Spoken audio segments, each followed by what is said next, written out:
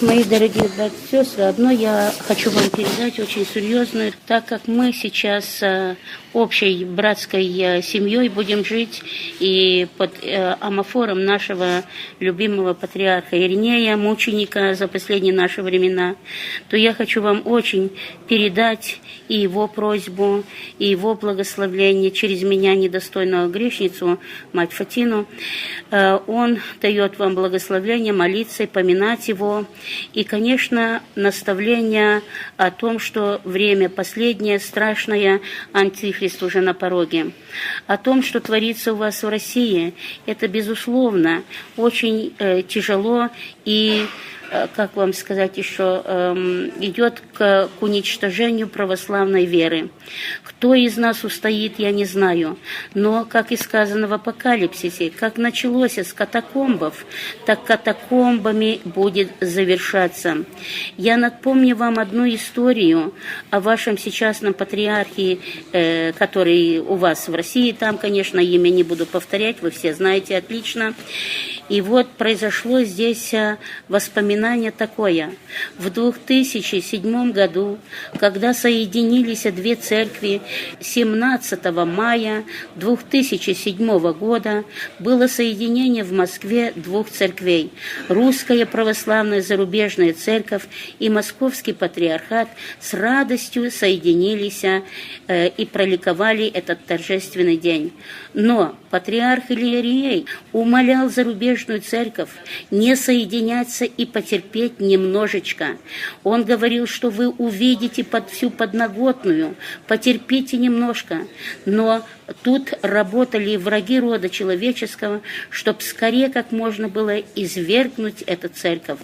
И в этот же год, 2007 года, только 29 августа, приехал сюда Кирилл, он еще был митрополитом, где он торжественно у стены плача встретил своих дорогих, драгоценных братьев-хасидов, где он громко на телевизорной станции Израиля произнес вот такие слова: «Мои дорогие братья-хасиды, я следующий патриарх, я сделаю для вас все, чтобы ваша мечта сбылась». Вот эти слова он продолжает выполнять теперь, как мы видим.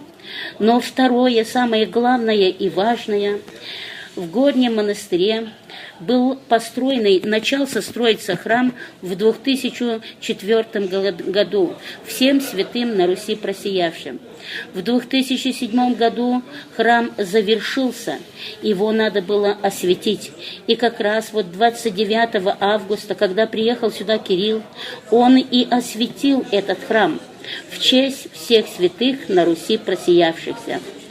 После его отъезда домой, через недолгое время этого же года, в 2009 года, был приказ, чтобы вычистить маленькую пещерку святителя Ивана Крестителя, в которой он в детстве проживал. Ее стали разрабатывать и наткнулись на архив Антонина Капустина. Видимому, когда Хрущев продавал все имения, архивы прятали, и архив этот был запрятанный в эту пещерку, закопанный, но при вычистке этой пещерки нашли этот архив, драгоценные сведения. На меня, несчастной грешнице, пришлось быть свидетельницей и прочитать этот архив лично самой.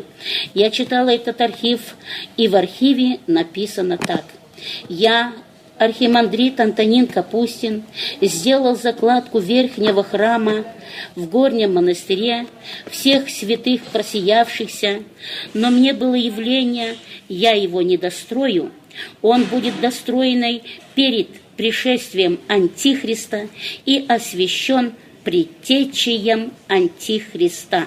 Осветил его, конечно, Кирилл и Марк Фойсдойч, то есть берлинский предатель, который предал зарубежную церковь. Вот вам живое доказательство. Я умоляла их выдать мне этот архив. Я, как зарубежница и иностранка, никто из меня ничего не сделает. Но сестры мне, конечно, его не доверили. Думали, что они вручат его игумене и дальше, и спасется много народу, узнав правду. Но глубоко ошиблись все. Время не то, чтобы кто-то спасся, а время идет к гибели. Архив исчез с лица земли, и сестры, те, которые читали этот архив, все исчезли с лица земли, за исключением меня единственной. Но все верят одно, что никто так очень особенно верить мне не будет, потому что я иностранка. Но ошиблись. Я верю, что Господь все равно кому-то заглянет в души, и кто-то поймет это, послушает эти слова. И так что вы убегаете правильно в катакомбы. Это все, что наше спасение. Поминайте покудова нашего патриарха Иринея, мученика последних времен. Для какой-то цели Господь хранит его. Я верю и надеюсь, что, может быть, он и будет нам последним спасением в последние времена. Спаси вас, Христос. Пусть Господь и Божья Матерь да пребудет с вами во веки веков. Аминь.